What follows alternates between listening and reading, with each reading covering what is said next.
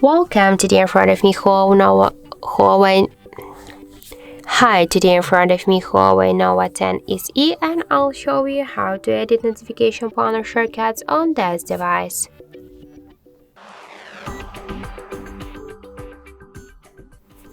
So first, let's open notification panel, and if you want to add here some options or remove some of them, or just to change their positions, we should click to this edit icon and tap to edit switches.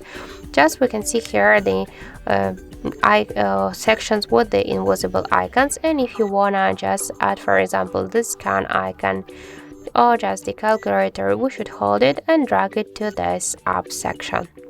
If you want to remove some icons from here by the same way, just hold it and drag it to the down section. And to change the positions of the icons on the home screen, we should hold and just drag it. Then just to save the changes, click here to done, and that's it. So thank you for watching, and if you find this video helpful, don't forget to leave a like, comment and to subscribe our channel.